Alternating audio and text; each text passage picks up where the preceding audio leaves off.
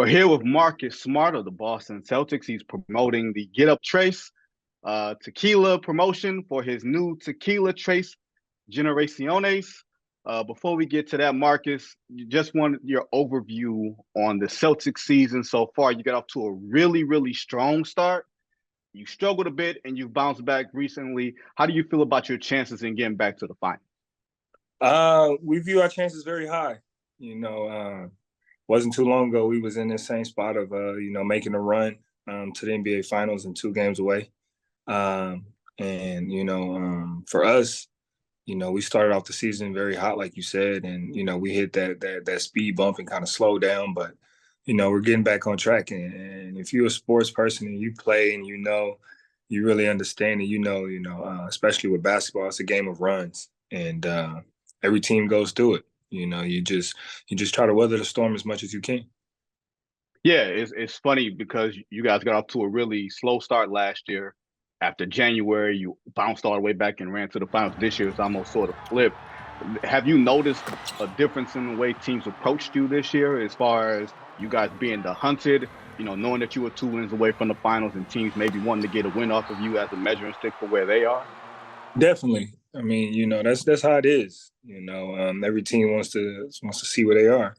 Every game, after that, you are the hunted. You're no longer the hunter. And there's no such thing as, sneak attacks or surprises. You got to be ready for everything.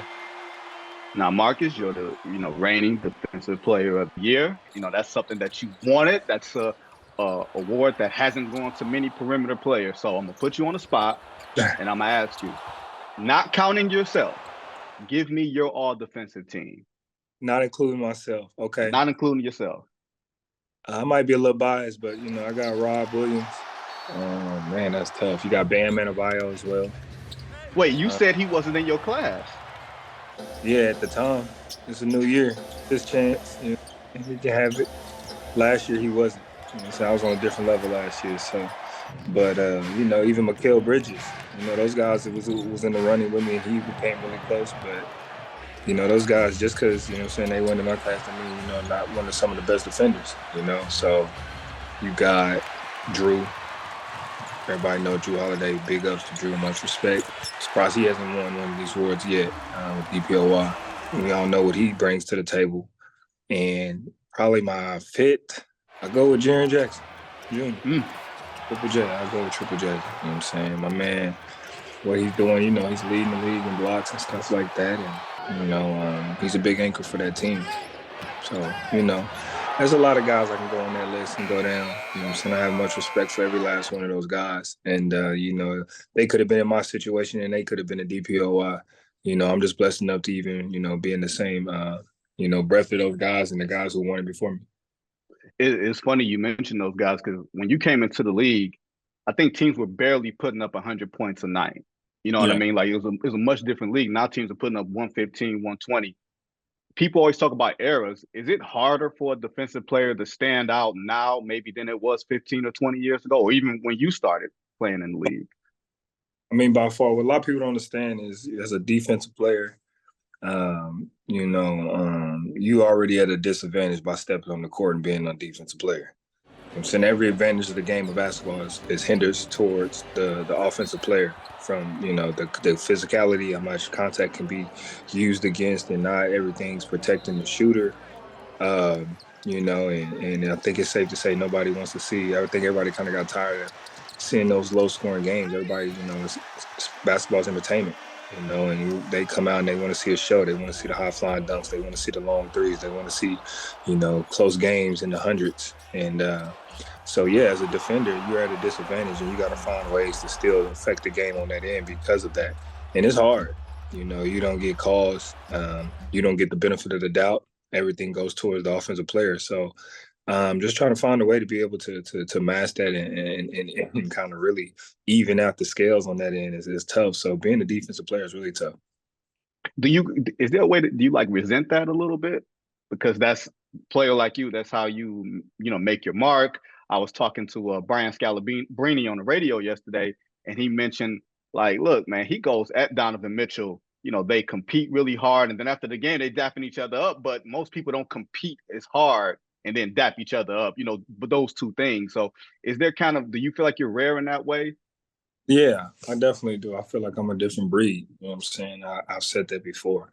Um, you know, um, I love this game, and God has blessed me with an ability to be able to play at the highest level. So, for me to not go out there and compete every day as hard as I can, I just find like I'm taking that gift for granted.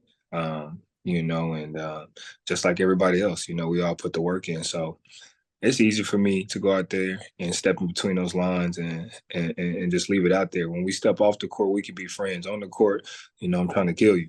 And that's just how it's supposed to be.